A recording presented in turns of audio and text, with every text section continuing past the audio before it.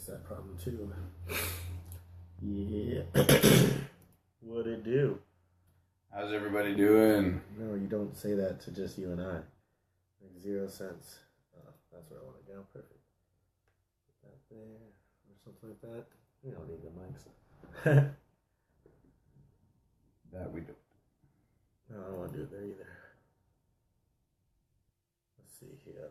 If it works that way.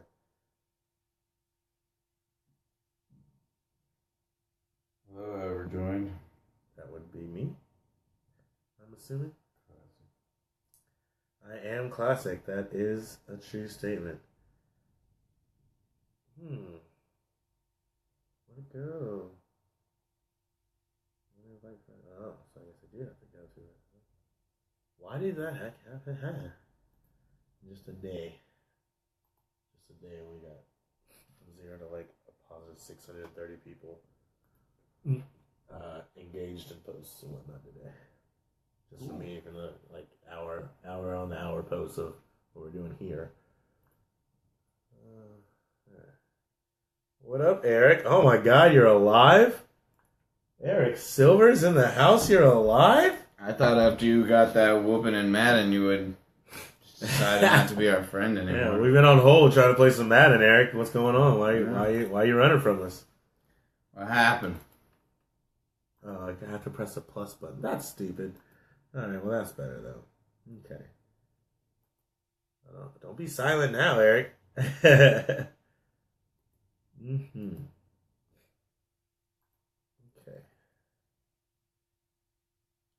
His computer sucks. Well, this has nothing to do with anything. It's just a lot of people trying to, No. I mean, you can talk about some stuff if you'd like. I could, Eric. You've been gone this whole time? You didn't come back from spring break? You've been gone for that long. It's been like 2 weeks, bro. It's been like 2 weeks, bro. We thought you abandoned us. I didn't care. There's one more person. Did I friend that guy? 200 rushing yards. 200 rushing yards, Eric. Hope you've been playing Madden at home. Why did I do that? So, all right, Eric, be the guinea pig. What do you want to know? What questions do you have about anything sports related coming up? Be that guy for this. Yeah. Oh, yeah, spring break's still on. I still think spring break's going to come back with a vengeance, and I think it'll be a great idea. Jets just got Isaiah Crowell. That was one of the people I wanted to know. So I guess about. it's over. Saquon Barkley's going to the Browns. He has to go to the Browns. Okay, this is exactly... #1. That's what I was talking about, though. I said it from the get-go. Yeah, well, I knew it when Tyrod was traded for. I was like, ooh. Yeah, once they got a QB, and I feel like maybe it was the Jets I was talking about, but it could have also been the Browns. It was like, yeah, it was the Browns. Deciding if they had a QB would change everything. Like, if they get a QB... Jets apparently re-signed Bridgewater and McCown. They re-signed McCown, and then they're apparently got to be signing a 4-year deal with Bridgewater, which should... I mean, I get it, because... Then why give McCown $10 million? To keep him for one more year. I mean, after Cutler did it, what's he going to say? Is like, Cutler's going to get $10 million, you're going to give me 5? Yeah. He had a good season before the season last year. What? I don't think so. He was with No, Ryan Fitzpatrick was there, and then Luke McCown came in last year. All right, so Luke McCown came in last year, had a good 6-game showing as a veteran. Yeah, I mean, I see that game. Broke his hand. The Vikings, the new fit. Why would they be any better? I don't think you replace much. I feel like you'll see Case Keenum do a very Kirk Cousins-like job with the Denver Broncos. I mean, it's kind of trading one QB for another. Kirk Cousins has potential. He'll get you the accuracy and completions. He'll get you the 4,500 yards. I mean, it's not too much crazier than what Case Keenum did last season. I pretty sure Case Keenum had a better season than Kirk Cousins last year. It's a possibility. All you're doing is putting Kirk Cousins in a better situation. You're not really putting Case Keenum in a much worse situation. I mean, Denver's certainly not there, but their defense has still been in the top. It's all right. I mean, they only really lost Talib, right? I mean, I don't think that's enough to really make you worry about their defense at all. Aging corner that costs a lot of money. We've seen now in the last 4 drafts a corner emerge ahead of each that are now in the top 5 with like Jalen Ramsey, with Marshawn Lattimore, with AJ Bouye, but then there's also Xavier Rhodes. Xavier Rhodes, yeah. Right. All when those guys Marcus come out, 13? Probably, but we're looking at guys like that have completely supplanted the corners of yesterday. Like Josh Norman, I wouldn't put up there with them. Nah, he's a top 20 guy, maybe. Yeah, of course. Top 15 if you want to make arguments and whatnot. But, I mean, now you got a lot of news, a lot of stuff has just been breaking down today.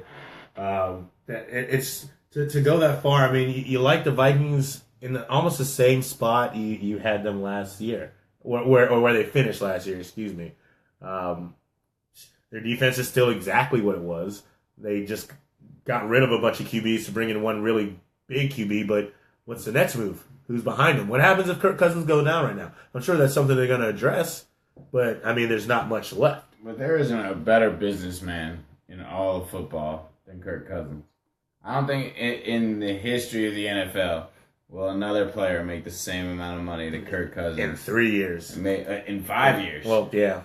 You include the 2 franchise tag years and then this 3 fully guaranteed year contract. Wow. Yeah. What up, everybody? Welcome, 4th&20 Sports, our first talk to the fans session. Normally on Wednesdays we go live. We have a show put out for you. We plan it. We talk about all the things we want to talk about. Today's about you guys. Everybody wants to know a way to call in and talk to us. Wasn't really sure how to do that, so we said, screw it, we'll just go live.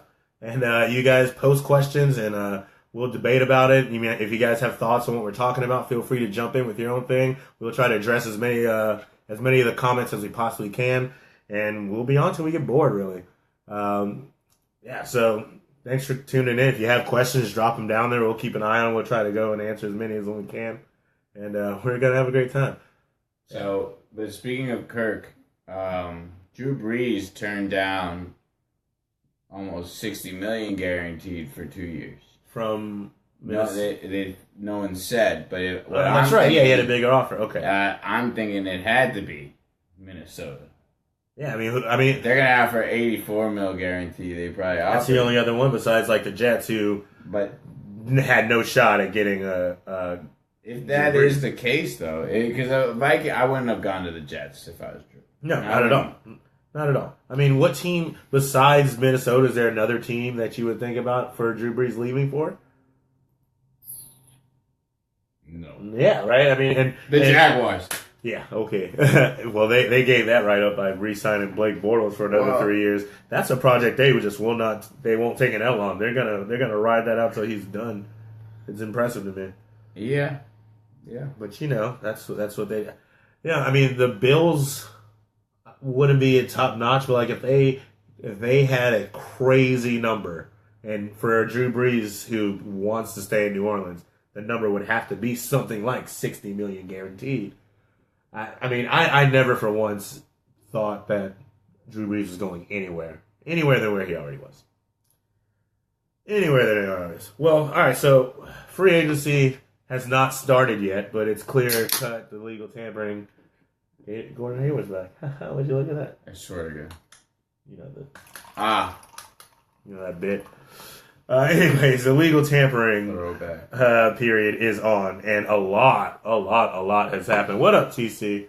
How goes it? Drop a question in the comments. We'll get at you.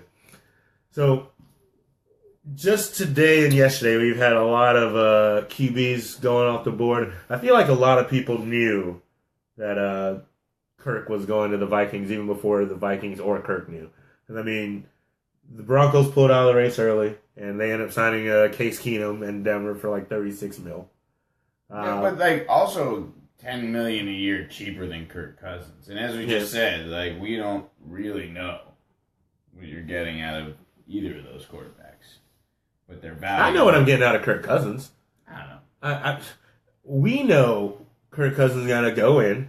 He's going to complete 66 to 67% of his passes. He's going to throw for 4,000 plus yards, have a decent touchdown number, and then the rest is going to depend on what Emmanuel Sanders can do, with his tight end that he's going to have A.J. Derby can do, if Demaryius Thomas can find some resurgence, and if the defense can live up to what they have, losing one of their better corners. But, I mean, you saw Chris That is a lot of ifs. Yeah, exactly. So, but I know what Kirk Cousins is going to do. The rest is the if. Right. Case Keenum, I have no... I'm sorry, yeah. Kirk Cousins with the Vikings is what I know. Yeah. Case Keenum, I have no clue. I have no clue what Case Keenum's going to do. I'm sorry. I moved the QBs around. Mm-hmm. You get it. Well, Trevor, we will hit up your question now for Jimmy Graham in Green Bay, but Jordy Nelson out. Wild. This has been a very weird ride that Packers fans have had to endure. As much as they seem to want to believe that they have a Belichick-Brady tandem with McCarthy and Rodgers, it has become more and more clear that McCarthy has very little to do with this tandem. Yeah. And for them to continue to seem as an organization to be more on Mike McCarthy's strategy, which is poor, and not on favoring whatever Aaron Rodgers wants, because eventually this contract is up. And he'll take another shot at a title somewhere else if he has to. Yeah. I mean, he will not just sit there and let you ruin an organization. You guys were making good moves at one point when you drafted Aaron Rodgers to sit behind Brett Favre.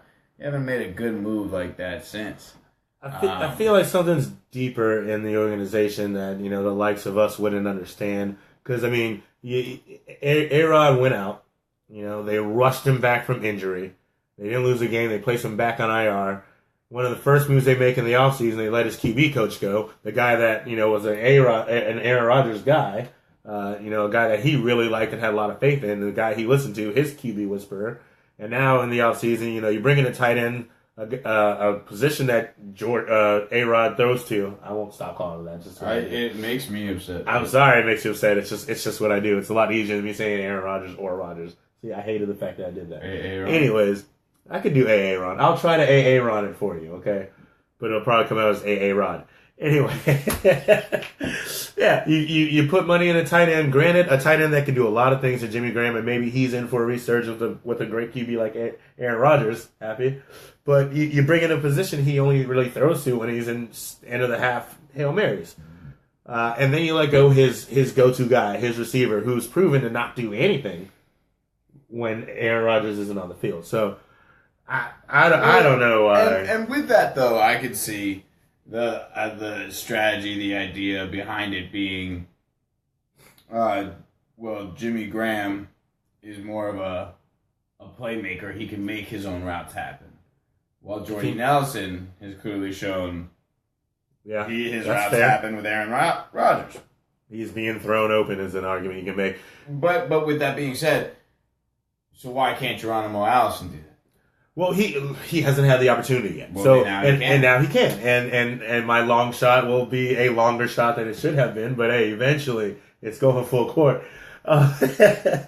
TC, I'll get you that Jimmy Graham doesn't do much. We actually talked about this a little bit earlier. Like, Max here felt that in Seattle, he wasn't getting the looks he was getting that he got in New Orleans. So a lot of his routes were run lackadaisical. He didn't really give much when the ball wasn't coming to him. But once he's in the 20, once he's in the red zone, once the route is for him, he runs with ferocity. He's ready to jump. He's ready to he's ready to go after the ball.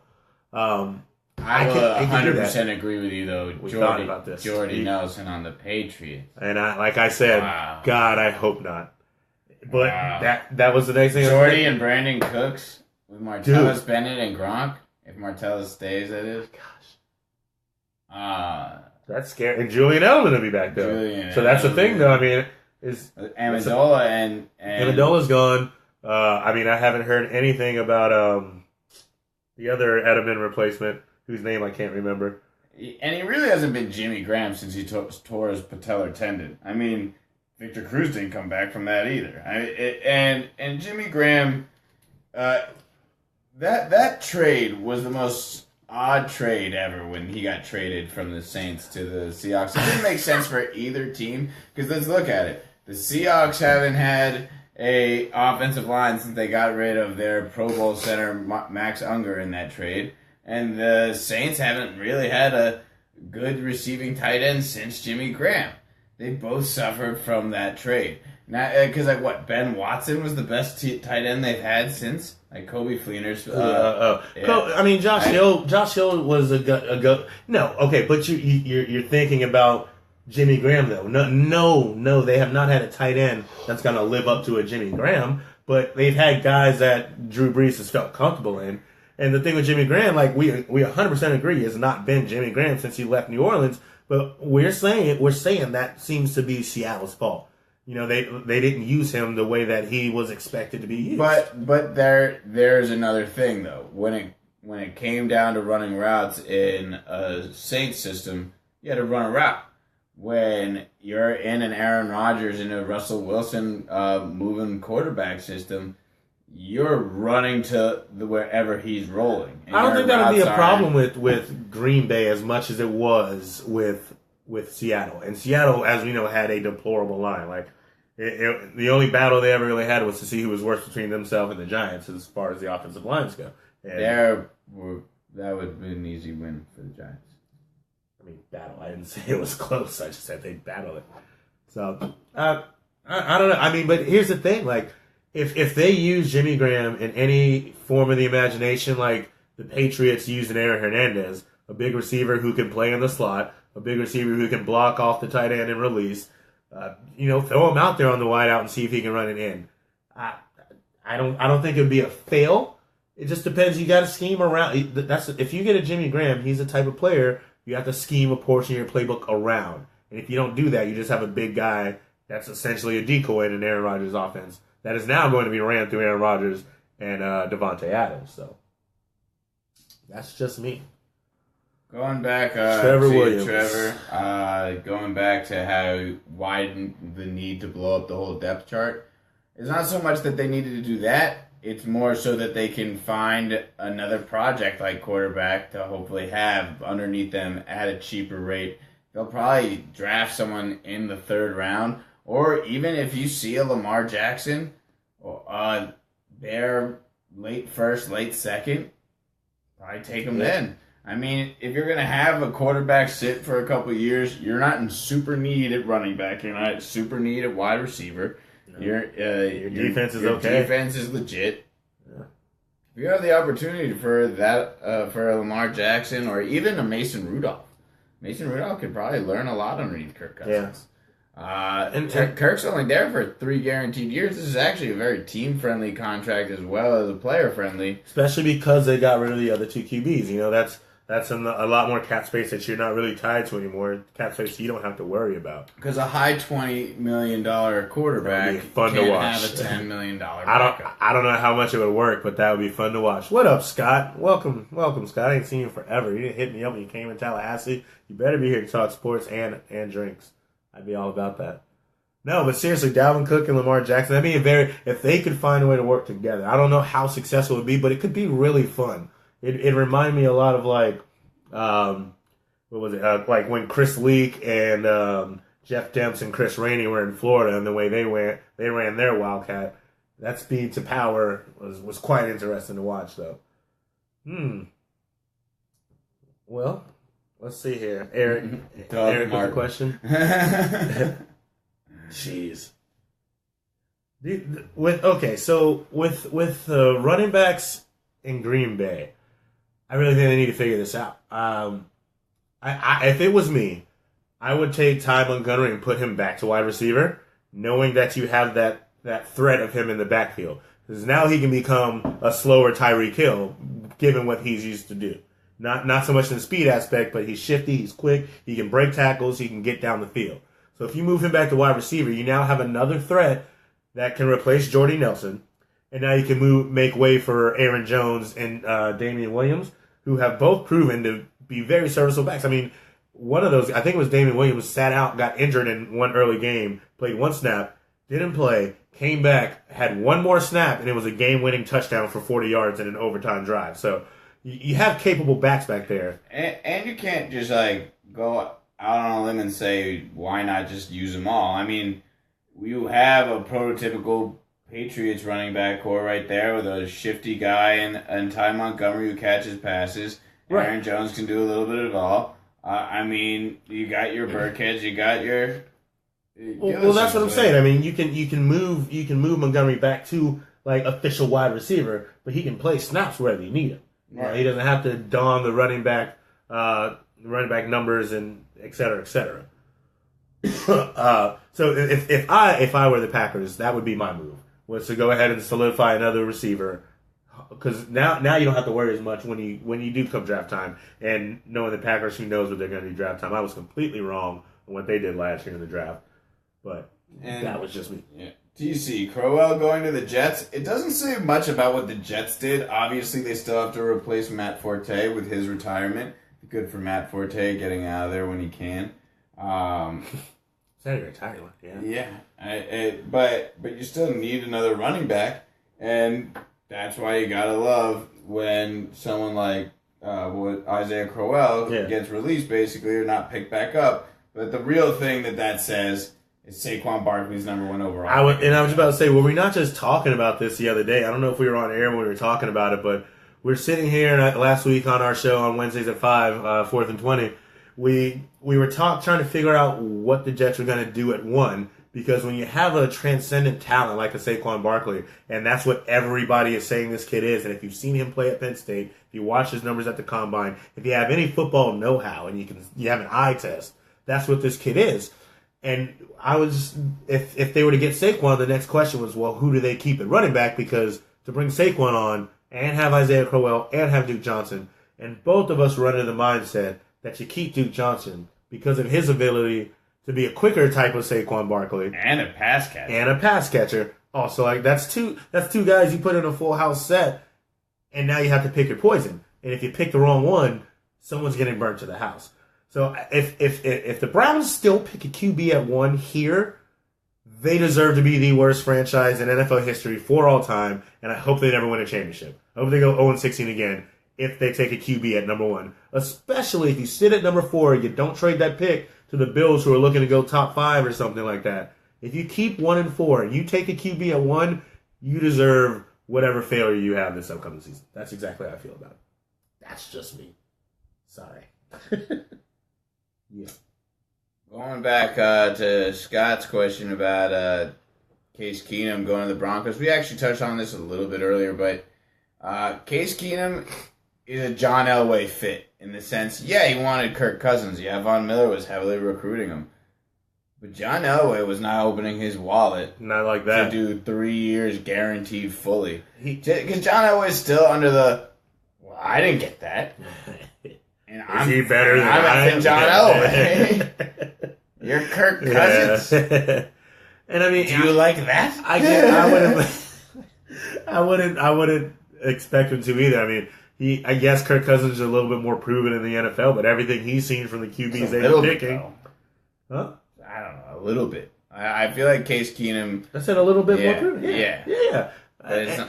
To me, this is honestly where we see Kirk Cousins. You did everything. You bet on yourself for 3 years to be the guy. And honestly, in a year that they didn't look good, Kirk Cousins honestly did keep the Washington Redskins relevant.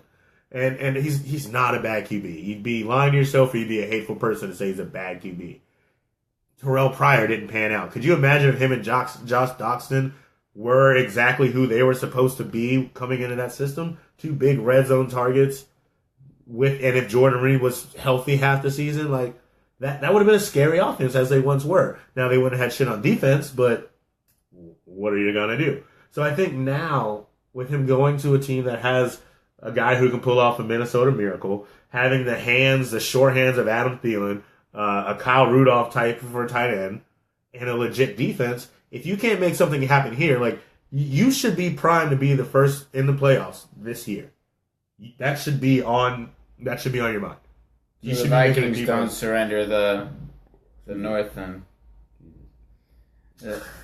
The Vikings don't surrender it. Aaron Rodgers is not going to come back healthy and win this division next year. I mean, it'll be about. I mean, it'll make for a really great rival again. The end of Aaron Rodgers' reign when he starts is Kirk Cousins. Okay, so if you can watch a game that has Drew Brees and Case Keenum legitimately battle it out for 60 minutes, you don't think a Kirk Cousins in that offense against an Aaron Rodgers could have that same style? Because remember, yes, Aaron Rodgers is going to do exactly what he's going to do, but Kirk Cousins isn't going up against Aaron Rodgers. That's not who he's throwing the ball against. He's throwing the ball against the Packers defense, who right now couldn't stop a feather from hitting them. It's like that. Couldn't stop a feather from hitting it in the face. Could you? Could you stop a feather? A feather, yeah. I feel like I could. You feel like you could? Because I don't think the Green Bay Packers could. I know what they need to do. They need to sign a Dominican Sue. Wouldn't that be funny? But then they'd have to go through a culture change, and so the Dolphins, man, like thank you, Jamal Williams. I knew it wasn't Damian. Damian was something else. The Dolphins made some moves. How'd you feel about Jarvis Landry going to the Browns, everybody? I thought that was awesome. I thought the Browns really, they turned themselves from a team that's, not picked ever in Madden to a team that would be like, all right, this is one of my 3 randoms. I can pull some stuff with Tyrod. I mean, and if they get Saquon... if they get Saquon... They're honestly a more fun Madden team with Saquon and Tyrod. You use, a read option kind of offense. You run it to the left on Joe Thomas's side. And then put Duke Johnson at the slot with Josh Gordon and Jarvis Landry. And Corey Coleman, wherever you'd like to put him. And David Njoku. And Njoku. They for once have what seems to be a legitimate offense. I mean, and I say that way because, sorry, but remember what we thought about the Giants going into last year, and they didn't have a run game. So we're talking about if they have a Saquon Barkley plus those receiving options, that's pretty. We're still unsure about what happens with Josh Gordon. No, they have. He's getting a veteran minimum, I think, or something like that. They signed him to something where he's going to make like $706,000 this year because I think his contract went out, or he was suspended and everything in his contract years. So I think they're using the team option on him, and he's basically getting the team option minimum. So Jarvis Landry's making $16 million this year. Josh Gordon's making $700,000 this year. You still have Corey Coleman, who's probably going to be looking into a contract year. You got David Njoku on his rookie year. Rookie contract. Duke Johnson on his rookie contract. And if you are smart, you bring in Saquon Barkley on a rookie contract. Number 1 pick. You did it right last year with Myles Garrett. Do it right again this year and pick up Saquon Barkley. What if at 4 Chubb was still there too, and they didn't take a quarterback? That I'd still be okay with. I would still be okay with Tyrod a chance. And that's the thing. I don't think they need to have a quarterback at 4. I just think they don't need to at 1. I'm on the record saying I think they can get, and I'm not aware if they pick in the second round, where they pick in the second or third round. But I feel like there is a QB like a Mason Rudolph you may be able to get at in the second or the third round. So if Bradley Chubb's there at 4, if the Colts move out of 3, and let's say the Bills take them there, or I don't know if the Cardinals are going to move up now that they have a QB, and they will take Bradley Chubb at 4. And I've said this last week too. I think they should absolutely do that. I believe with your bridge of a QB, Tyrod Taylor, that you can have this full season. Think about a full next season for him to put his weight out. You have time to find a QB, at least to get it going in the right direction of developing these young guys. So when you do have your QB of the future, you're set up perfectly for it. Right. What up, Nick? Welcome to the show, sir. Eric, does Dalvin Cook return to form and make a difference in the Minnesota backfield? I would have to say yes. I don't believe why he wouldn't. I mean, he could have made an argument for Rookie of the Year before he went down, and that was in a very small sample size. We don't know what would have happened, but he looked like he was trending in the right direction.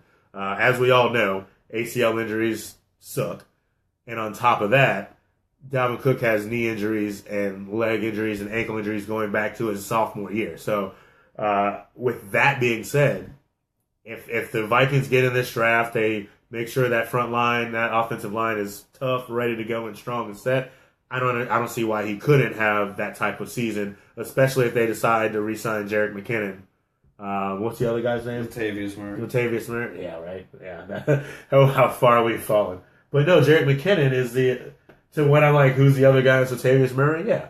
Jerick McKinnon was a top-notch talk about last season. And he's a free agent right now. Who knows if they're going to re-sign him to the Vikings or if they're going to let him go. But either way, Latavius or whether it be Jerick, that's a decent 1-2 punch. I would like that all day, every day. Am I wrong? No, I think, honestly, Latavius Murray would be the odd man out, depending on whether or not you get a good vibe of Jerick McKinnon coming back. You could probably either trade bait Latavius or cut him. I think Dalvin Cook clearly is the more explosive. Sorry. Yeah. I mean, yeah. Big Ben could probably catch a charge better than Tom Brady. But, oh, my God. But he's pretty elusive, so he'd probably shake it off. Right? I mean, does he have a B with him when he's... It's horrible, so you should be ashamed of yourself.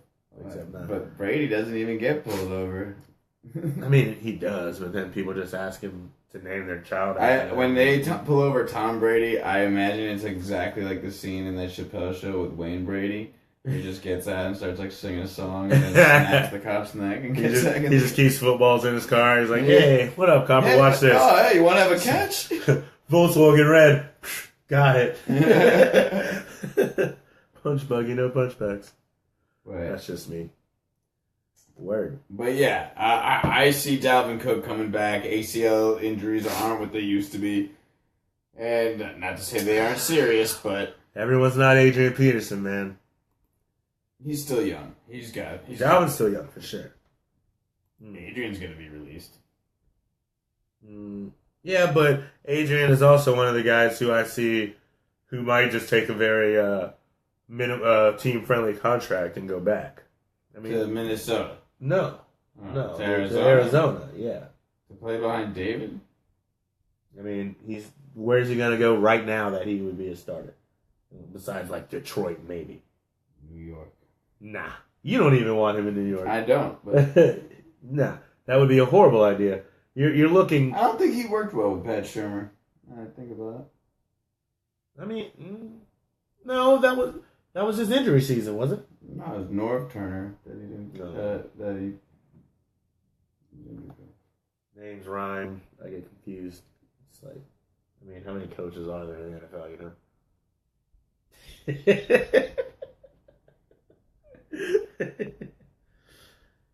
Anybody got any bracket questions? I'm curious.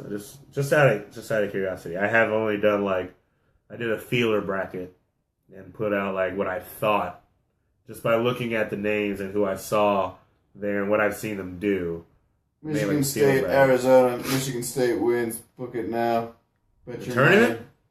The tournament? Yep. I like the matchups. I think it'd be backwards if that matchup happened, though. If it was Arizona, Michigan State. Arizona definitely has the most talented player, but I think Miles Bridges is the most clutch. Miles Bridges is clutch.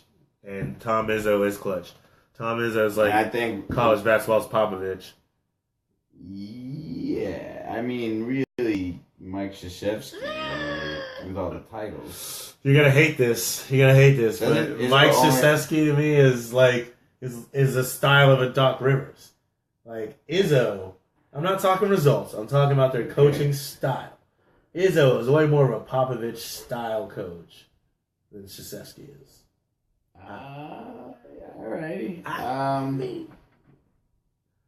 Scott, do you think the Noles are going to beat Missouri? Biased aside, if you've watched any Florida State basketball, do you think they're going to beat Missouri? I have them out of the first round beating Missouri and then losing to Xavier. He doesn't like Florida State just because it banes my existence. No, it's just Michael Porter, bro. What about him? Sleeper of the century. Is he? Of the century? Of the century. Coming in for the tournament, basically. As in, starting in 2000? So, for the tournament. So you can have it two... I was like, you can have it two ways. Either nobody will ever be as good as him again, or up to this 100th year. In the sense of the upside and upswing he could provide for Missouri, we can make a shot. You got to give it to Michael Porter. If he comes in and plays like Jabari Parker in college. He's going to be impossible to really do any kind of scouting on for the first 3 games. They don't have time to look at tape like that. Well, unfortunately for them, they're going to have to get around Florida State's length. I mean, Chris Kumaji is a 7'4" defensive mind. He's a little clumsy because he's too big and he just kind of links around and everything. But he's been known to be around the post. He plays great post defense as much as like DeAndre Ayton does as well, with the 2 hands up instead of the 1 hand and moving forward into people. So that's going to help 100%. What Florida State needs is their rotation game to be on point. If their rotation game is on point, they can beat a lot of teams. I'm not going to be stupid. I'm not going to say just about any team. No, Scott. Actually, their defense is decent. It has not been where it needs to be, and they've missed a lot of rotations. There's been times in the first half. Florida State is a second half school. I used to think it was just football. Apparently, we're a second half school all the way. The second half, they come out and they look like they want to know. You saw it in the ACC tournament against Louisville, down 17 points going into the half, and they came out in the second half. They made the run that every team is going to make in basketball in the second half. Their rotations are on point. They were moving the ball around the perimeter. Angola was hitting shots. Kofor was clutch hitting shots. If you can get a Kofor going, you can get a Terrence Mann going, you can get Chris Kumaji to play some real defense, I think you have a legit chance at definitely beating Mizzou. I don't think you need a coach change. Development has been a problem that people have mentioned, but in an era right now, and at least till they fix it, in an era right now where you're supposed to be drafting talent, and I say drafting because let's be honest, that's basically what it is, except for the point you get a pick, but where you're basically having talent over longevity in a player, development's not been the high point. I mean, if we could have developed a Kevin Bacon, we could have developed a Jonathan Isaac, we could have developed a Tyler Johnson, all 3 of those guys would be here now, and I think that would be a very scary team to play with. Michael, no, he'd been gone. But that would have been a very scary team to play with in this tournament. Terrence Mann, Chris Kumaji, Kevin Bacon, that'd be scary. Phil Kofor off the bench, that'd be scary. Kevin Bacon. Yeah. And yes, 100% Leonard Hamilton does need to be replaced. He doesn't. No, 100%. He's done something that hasn't been done in like Florida State in a very long time, which is 2 back-to-back NCAA tournaments. These guys are like king of the NITs, first outs. But when it comes down to it, Dwayne Bacon. yeah. Footloose. I said Dwayne Bacon like 3 times ago. I just wanted to make sure it was said out loud. Dwayne Bacon. Yeah. Kevin Bacon can ball. I mean, I was like, if you could develop a Kevin Bacon, you're doing great. I could develop Kevin Bacon about 6 degrees in, bro. But go on. Why does he need to be replaced? I mean, Leonard Hamilton just isn't a leader. Eric, I'll get to you in a second. He's also not a recruiter. When he does recruit, it's not him. It's the university. He doesn't make kids want to play for him because in a conference where you're going up against some of the best teams who you've beaten before. You guys are always 3rd, 4th fiddle. I mean, there are tons of you guys in the tournament this year. Well, but that's the other problem. Okay, so all right, Florida State is not a basketball school. In the past 5 years, we've been able to make some noise. We've been able to turn heads in the ACC. We've done things like beat Duke. We've done things like beat North Carolina. But when you have arguably, the ACC is the best conference in basketball for college. Arguably. And you can argue that every year because this year we have 9 teams in tournament, which also only like 2 of them are in the East region, which is bullcrap. But that's the problem. When you have teams coming out of the ACC, I mean, you have to worry about Duke and North Carolina every year. This is one of their worst years, and both of them still got number 2 seeds. You have to worry about Louisville. We'll see how that works out in the future going forward. Clemson made a surprise this year. NC State is normally in and out. Virginia Tech is always around. So when it comes to things like that, it's a little bit harder for a Florida State to get going because you haven't built anything to make talent come there yet. So I'll give you that. He's not a developer, etc. Don't know what's happening. That's weird. Yeah, don't worry about it. We're still good over here. Yes, I'm aware. But oh, sorry, Eric. I was just gonna answer your question there. Xavier is the answer if you're still there. Kansas. To the #1 seed that's gonna be upset first. Kansas has the harder region to get through. Yeah, Xavier is also probably the worst #1 seed right now. Like, look at this. So, Kansas to win out would have to be Penn, which some people want to pick as an upset. I don't think that'll happen. Seton Hall may give them some trouble, or they'll get blown out. I don't think there'll be an in-between. Auburn has looked real good. They played decent in the SEC. A conference that was okay this year, was decent this year. Missouri was good. Florida was nowhere near what they used to be. Like, I can see Kansas beating all of these teams. When it comes to Xavier, I mean, they run into Gonzaga. They run into Michigan. I think. I have both of those 1 seeds not making it. Yeah, I don't have them making it to the Final Four either. But if I had to bet a #1 seed that would lose first, I would say Xavier. Because they're gonna play Gonzaga before. Yeah, Basically, you're saying because they don't play Michigan State until the final round, and you think Xavier doesn't even make it to that round. I don't think they make it that round. And otherwise, they'd lose at the same time. Honestly, I'd have Michigan and. I feel like with the way everyone's talking, Penn might be the only school that would beat Kansas before possibly a Final Four berth. That'd be weird. So, yeah, I know. It would be weird. And it would be the first 16 seed to be a 1 seed. I'm not sure why everyone's thinking about that, but... I don't think so, Chris. As much as I want to believe in the Giants, I really don't think there's a resurgence for the Cowboys. And the Redskins are going to be figuring it out. They don't even know what the Redskins will be at the bottom of the NFC this season. So, unfortunately, I just see the Eagles. In the playoffs, though? In the playoffs, I mean, because what I'm saying is, I wouldn't be surprised if there were 3 teams from the NFC North. I wouldn't be that surprised if there were 3 teams from the NFC South. Panthers may have a hard go this year, though, to be honest. And the Bucks are going to be at 7. They're going to be looking for defense, or they're going to be looking for a running back. I mean, I'm sorry. Like, what's his name? You can get a running back 2nd or 3rd round. You don't need to go. Not first. There won't be a running back in 7. You're not taking Darius Geis that early. But what I'm saying is in that division, you see that their receiving options didn't pan out the way you wanted them to pan out. So now you're at a lack of a running game as well to that. I don't think they have enough yet. So like I could only see 2 teams in the NFC South this season, and Carolina would be getting in on a wild card if lucky. So my thought process there. Just, how I get down. Who else? Something about Aaron Rodgers at QB. It was about Jimmy Graham, right? Over under 11 touchdowns. I'm going under. I'm going under. Even without Jordy Nelson, Aaron Rodgers is going to have a lot of weapons. Devontae Adams, he signed in December on a monster deal at that time. Still got Randall. Yeah, still got Randall Cobb. I don't care. I'm human.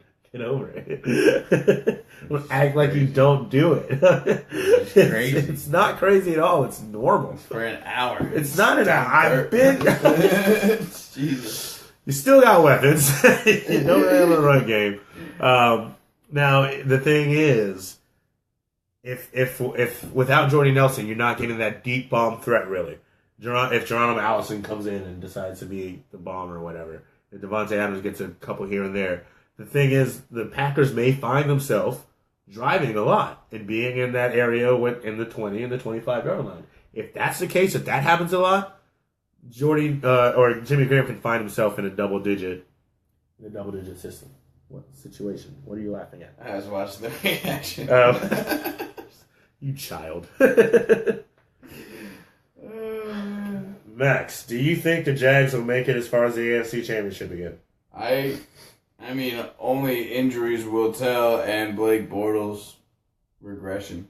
I mean, really, it's more so about Leonard Fournette staying healthy and that defense continuing to achieve. But I don't. I mean, no Allen Robinson, but you kept Marquise Lee with the max. You got it. You got Andrew Norwell on the front line now. I feel like there was another receiver situation that happened for them, but I could be wrong. I mean, they like their young guys. So. D.D. Westbrook and Keelan Cole showed out in the end of last season. They have a decent little running game, at least in the special teams with Corey Graham. Who knows how they decide to implement him next season. I think they make the playoffs. I think AFC Championship may be hard to tell at this point. It depends, though. I mean, with the way the AFC looked this year, I mean, you guys clearly can beat the Steelers. But, like, what? You're banking on... Because Ryan Shazier's not playing next season. I'm pretty sure there was a report on that. So, with that being the Titans may not make it back. I mean, that you're basically saying, like, Deshaun Watson will not be better than the Jaguars next year. What do you think? What do you think about the Chiefs? Being in, let's say the Chiefs. What do you think about the Chiefs being in the way of the Jacksonville Jaguars? And feel free to weigh in on this as well at home. And we'll get to you in a second, Chris. I like the way this conversation is going here. So here's the situation. The Chiefs now will be going at it with Patrick Mahomes. You have your 1,300-yard rusher in Kareem Hunt.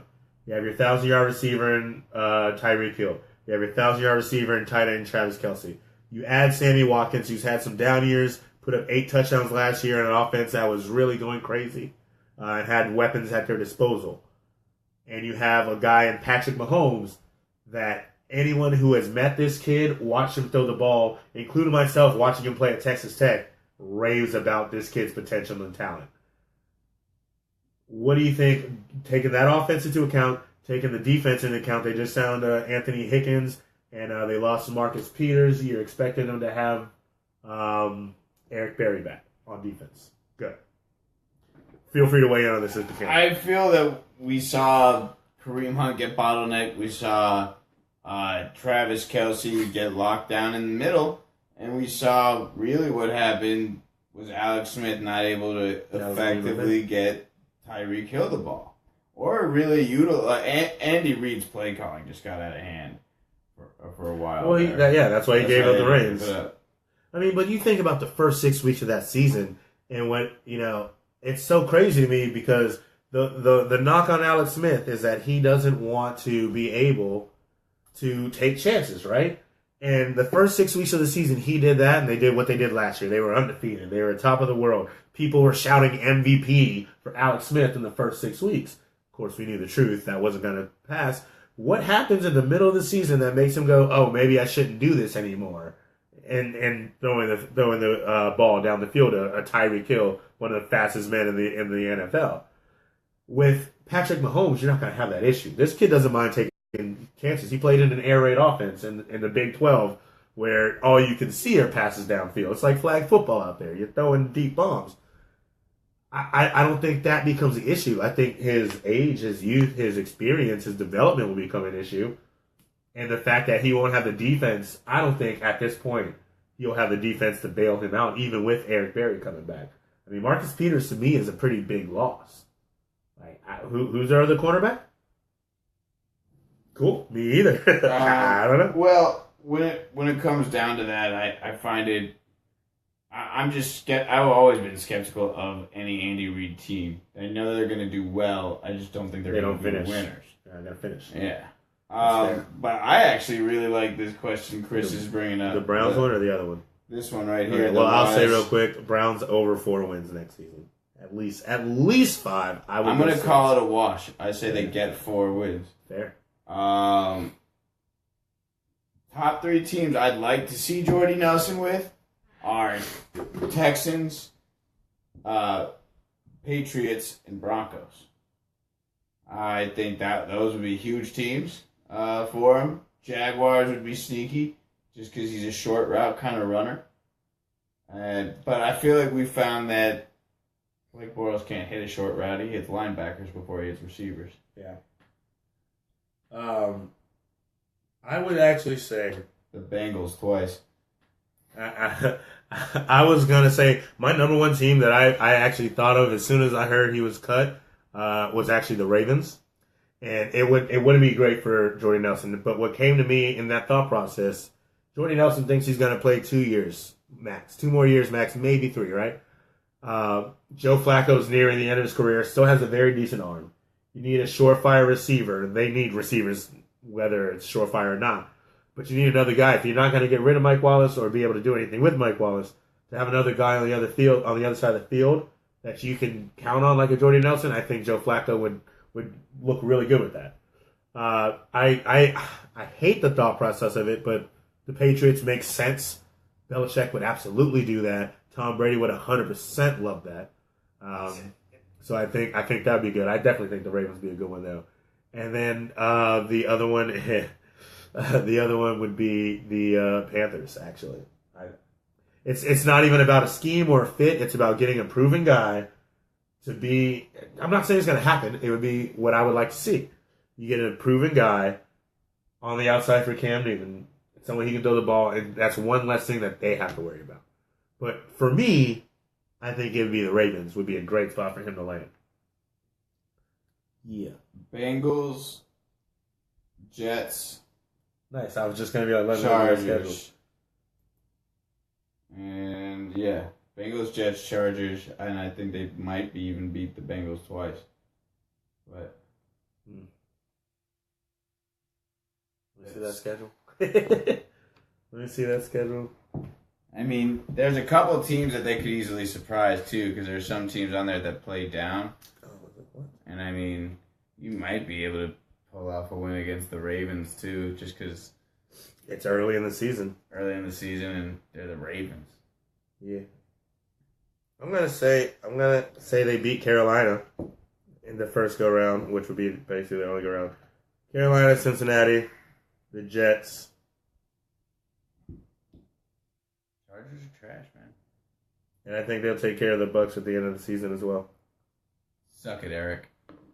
I mean, again, we're going right off of what we know to this moment. Clearly, a lot of that will change come football season. We see what these guys put on the field. Now, when it comes to the Odell, we're definitely going to be talking about that tomorrow on the show. Yeah. So tune in at 5. Please make sure you guys tune in at 5. That'll be tomorrow. A part of the conversation. Sure. That's definitely going to be talked about. We definitely are going to do some bracket talk. And all I gotta say is, don't let your friends record you when you're doing stuff like that. But that's all. I feel like slapping a hoe today. We'll talk about this definitely in detail tomorrow. But it's give them a quick spit of how you feel. I'm gonna sit back and y'all gonna watch this. Tell them a little bit about how you feel about OBJ. He just needs to get a more secure friend group. I mean. Don't hold back on me, bro. I leaned back. I gave up the love. Don't hold back. Tell me how you feel. I'm holding back because tomorrow's the big day where I really let it out. But Odell's got to be smarter. The biggest effect this could have is they'll wait to do an extension before they franchise tag him next year.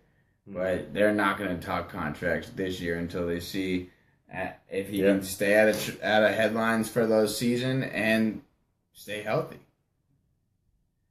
The Bucs should keep Winston due to a lack of a better option. They're not leaving him. Yeah, you just spent a first-round pick on him 4 years ago. And it's not. And he had his best statistical season last year. It wasn't his fault. Clear that it's not the his offensive fault, line and the defense severely underachieved. Yeah, I mean, and on top of just his talent on the field, being an FSU guy, you know his IQ for the game. You know how this man prepares for the game. Number one. And you know his leadership quality, like the fact that he came in as a rookie and won over the likes of people like Gerald McCoy, who's a Rough Rider, who doesn't take that nonsense from people. And he came in year one and won over someone like Gerald McCoy, won over someone like Brent Grimes. I mean, this guy, he puts the team on his back, dude, and they ride out for him. What he is waiting on is for Dirk Cutter and the Bucs to decide what they need to do to make him the successful person they picked up. He's got to do his part for sure, but he needs more. We thought he was there with, you put Deshaun Jackson on the other side of Mike Evans, and let's be honest, like Deshaun Jackson's not who he used to be. He's still speedy, he's still a good receiver, but he wasn't supposed to be like, oh, we got Deshaun Jackson, NFC Championship, here we come. Like, people were kidding themselves on that. Let's be real. But it was an upgrade from what they had, for sure. And I think I think O.J. Howard gets a little bit more in the mix this season because I definitely think that Jameis Winston liked him some O.J. Howard. He just didn't get the opportunities enough. Cameron Brate's going to be back, and that's his guy. He's got weapons he likes. They just need to put weapons that are going to work for him around him, and I think he'll be fine. Get him a run game now. Get him a run game now because what's his name? Bobby and the other guy out of Arkansas or Auburn. I mean, he's got the dreads. I cannot remember his name. Put him on. Jaquiz Rogers. Yeah, Jaquiz and Bobby aren't it. Deshaun Jackson's still great. He's still good. Are you referring to Bobby Rainey? No. Bobby who? Barber? Peyton Barber. Yeah, I knew it was a B. Look, man. When you spend 17 weeks rotating these guys in, and when you have 5 fantasy teams, and you're moving people around, names are just names. I know the production. I know what I'm thinking about when I say this person's wrong name. Kevin Bacon. Be better, and I'll know you're Dwayne Bacon. Stay at FSU. I'll remember you're Dwayne Bacon. You're not doing much on Charlotte, just saying. He's on Charlotte? Yeah, that happened. What's up, Kevin, man? How you been? Long time. What you got? You got some sports questions for us? Knock you out the park, cuz. No? Nothing? No? Not even a little bit? About it. All right. I feel like it was successful. I thoroughly enjoyed it. Did we not answer anybody's questions? I think we got them all. Okay. Well, that was dope. That was fun. I enjoyed it. I feel like it's a good time. You can call it, go watch some NCAA basketball and so on and so forth.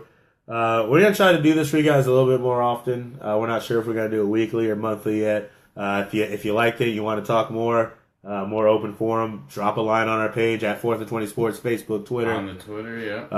Let us know you liked it, you want to do it weekly.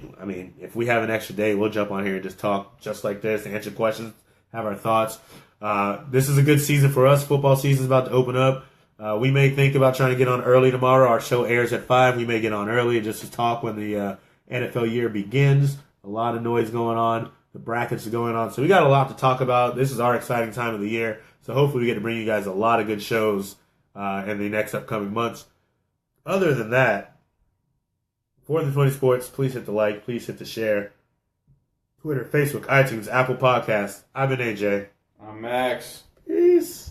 Peace easy. Oh, sheezy, my kneesy. Oh, wait. No, they're doing what's right. You bank on Tannehill for so long. He stays injured. Things don't work out the way you plan. It's time for the next move. If you hold off and wait, and Dominican Sue is a guy who's been toxic to your locker room. Jarvis Landry's a good guy, but he's not the one they're going to build a franchise around. They had to get something for him before he walked out the door for free, a la Richard Sherman, who we didn't get to cornerbacks. They're keeping Tannehill for now. Let's see what happens there. But nothing will happen there. They're taking a page out of the Marlins book, which is take more money from citizens in Miami before making a team that wins. They're still banking off a history of Dan Marino and an undefeated season that doesn't exist. It's trash. It's garbage. Guys, don't have faith in this organization. They'd rather do blow with hookers. I don't understand the conversation. Like Ryan Tannehill's garbage.